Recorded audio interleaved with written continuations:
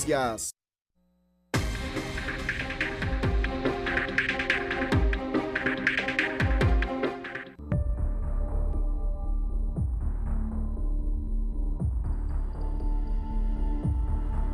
El ejército tiene despliegue de al menos 200 soldados entre Nahualá y Santa Catarina y Ixtahuacán tras los incidentes que se reactivaron en la región occidental. Finalmente cerró con la quema de la casa del alcalde de Nahualá. Tentativamente se sabe que fueron los mismos pobladores de Nahualá quienes, inconformes con la situación y de ver que no se podían organizar para fortalecer lo que estaban haciendo, decidieron tomar entonces ese tipo de venganza y quemaron la casa del alcalde. Es una situación bastante complicada. El Ejército de Guatemala está trabajando en apoyo directo a la Policía Nacional Civil. Se tienen por lo menos 200 soldados desplegados en 2 destacamentos entre Nahualá y Santa Catarina y Ixtahuacán.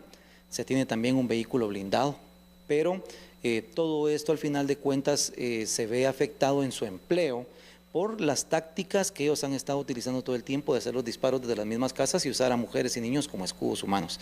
Eso viene a restringir mucho el uso de la fuerza, tanto para defender a los soldados y los policías cuando son agredidos, como para defender a terceras personas cuando se están dando estas agresiones entre las localidades.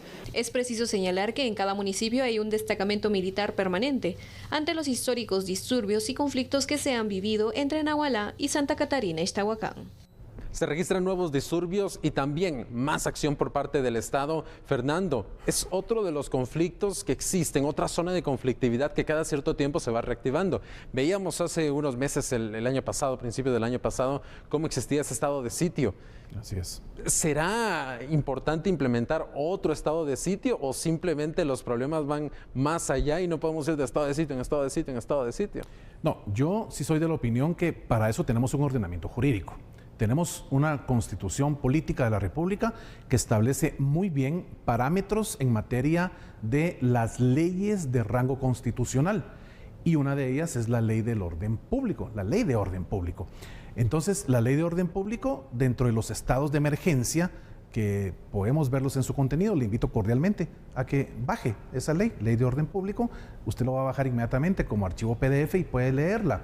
Es parte de la cultura contundente con las fuerzas militares, con las fuerzas de la PNC, para poner un orden irrestricto en esa área. Sin embargo, esas raíces, si esas raíces del conflicto no se solucionan, claro, no se llega a un acuerdo, podemos implementar un estado de sitio que ya se implementó y funcionó porque se bajó la criminalidad, se bajaron los conflictos durante el tiempo en que estuvo el estado de sitio y muchos meses después.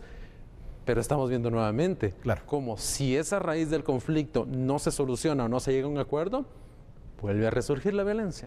Esto se llama recurrencia, ¿sí? Recurrencia. Es un tema que afecta a una región y como es un círculo, ¿verdad? Nadie quiere poner más de lo que le corresponde, entonces es recurrente la repetición de la misma circunstancia, de la misma situación.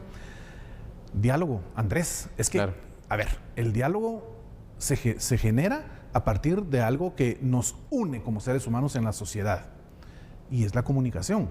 La comunicación está presente en todo lo que hacemos, desde el núcleo familiar hasta tu núcleo laboral, hasta el núcleo con tus comunidades, etcétera.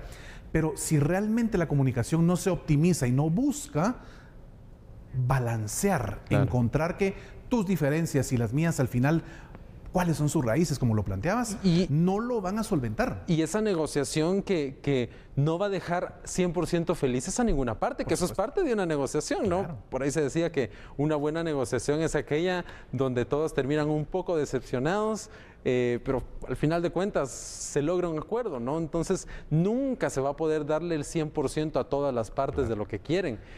Pero es esa búsqueda de compromiso, de ver qué partes puedo ceder para lograr encontrar algo y finalmente encontrar paz, que es lo que se quiere, porque vivir en esa violencia constante no es lo más saludable, no es lo mejor. Y ¿sabes qué pasa? Que esto ya supera el siglo de existencia en materia de historia del conflicto. Entonces, por favor, esto ya se volvió generacional. Ahora bien, ¿realmente es un tema territorial? ¿Realmente es un tema de no estar de acuerdo en los linderos, en los mojones que dividen a ambas áreas?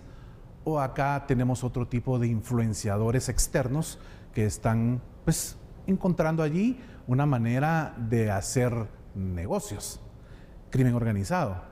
El Es narcotráfico. realmente más que evidente con el armamento que tienen nuestros hermanos guatemaltecos que viven en esas comunidades, cómo accesaron a eso.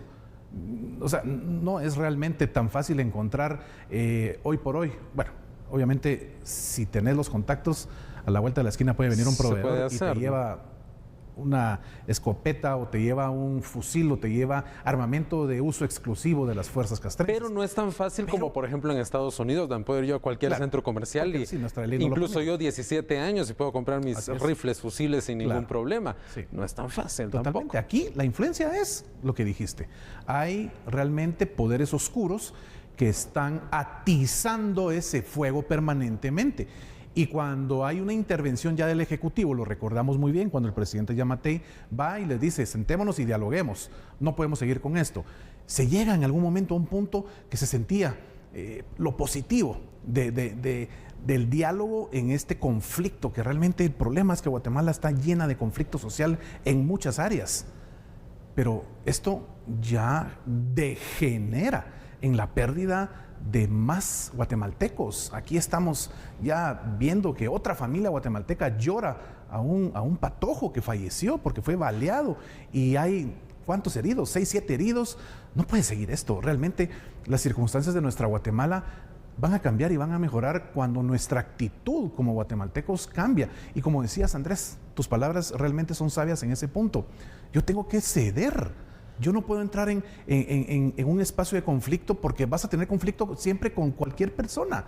Y tenés que aprender a ceder y tenés que aprender a ponerle punto final a las cosas que afectan a tu comunidad, que afectan a tu familia. Amigo y amiga, que usted está en estas áreas en conflicto, en Nahualá y en Santa Catarina, ¿qué va a pasar con esos niños, esas niñas que están viendo lo que papá, lo que abuelo, lo que el tío hace, de irse con armamento a pelear al campo contra sus hermanos, porque son sus hermanos guatemaltecos, y no ponerle solución? Viene esa nueva generación a continuar con esto y sumar ya después 200 años, 2 siglos, por favor. Claro, veamos unos datos que nos van a mostrar entonces este conflicto y los últimos avances que se han dado en cuanto al diálogo. Un conflicto añejo, más de 100 años, como bien lo decía Fernando, un conflicto que no logra encontrar una solución definitiva ni tampoco el establecimiento de una paz social. Conflicto multicausal pasa oficialmente desde los límites territoriales hasta el tema de manejo y uso de las aguas. Entre finales de 2021 principios de 2022 se implementó un estado de sitio que sí permitió temporalmente el cese de las hostilidades. Ahora, como resultado de las mesas de diálogo que se han llevado a cabo, ya inició la demarcación territorial, que es parte de los problemas. El proceso tiene una segunda fase después de la delimitación que ya inició. Se enviará al Congreso, habrá un análisis, su eventual aprobación y posteriormente deben, y este es el punto clave, Fernando, deben delimitarse las áreas que están inscritas como copropiedad entre miembros de ambas comunidades. Parte de ese diálogo está eso. Hay algunas partes que no van a ser ni de uno ni de otro, van a ser copropiedad. Ahí viene el conflicto nuevamente, definir esas áreas como copropiedad.